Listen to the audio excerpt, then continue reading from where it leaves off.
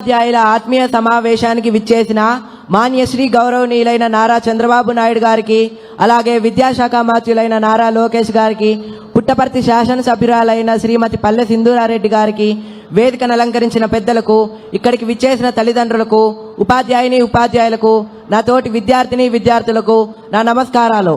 నా పేరు ఆర్ చరణ్ తేజ్. నేను 9వ తరగతి చదువుతున్నాను. పద్మాకరం దినకరో వికచం కరోతి, చంద్రో వికాసైతి కైరవ చక్రవాలం, నా అభ్యర్థితో జలధరోపి జలం దదాతి, సంత స్వయం పురహితే విహితాభియోగా. ఈ పద్యం యొక్క భావం ఏంటంటే, సూర్యుడి కిరణాలు పడగానే పద్మాలు వికసిస్తాయి, అలాగే చంద్రుడి కిరణాలు సోకగానే కలువలు వికసిస్తాయి. మేఘుడు మనం అడగకుండానే వర్షాన్ని ఇస్తాడు. మీలాంటి పెద్దవాళ్ళు ప్రజలు అడగకుండానే సహాయం చేస్తారు సార్.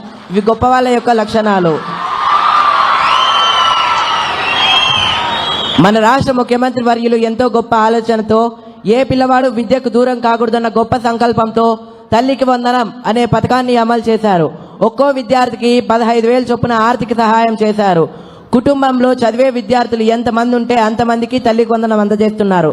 మా గృహం నందు కూడా మేమిద్దరం తల్లికి వందనం లబ్ధి పొందాం సార్. నారా చంద్రబాబు నాయుడు గారు ప్రభుత్వ పాఠశాల మరియు ప్రైవేట్ పాఠశాల అతన్ని 2 కళ్ళుగా భావించి రెండిటికి సమన్యాయం చేయాలన్నటువంటి ఉద్దేశంతో ప్రైవేట్ పాఠశాలలో చదువుతున్న విద్యార్థులకు కూడా తల్లికి వందనం అందజేస్తున్నారు.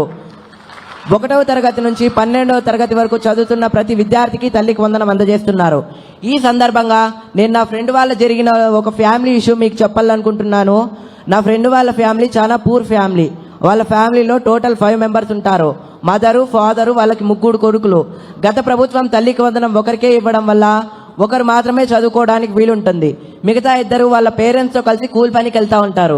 అది గమనించిన మన రాష్ట్ర ముఖ్యమంత్రి వర్యులు, ఏ పిల్లవాడు ఇలా కూలి పనికి వెళ్ళకూడదు, 18 ఏళ్ల వయసు లోపున్న ప్రతి పిల్లవాడు కంపల్సరిగా పాఠశాలలో లేదా కళాశాలలో చదువుకోవాలా అనే గొప్ప సంకల్పంతో తల్లికి వందనం అనే పథకాన్ని అమలు చేయగా, కుటుంబంలో ఎంతమంది విద్యార్థులుంటే అంతమంది విద్యార్థులకి తల్లికి వందనం అందజేస్తున్నారు.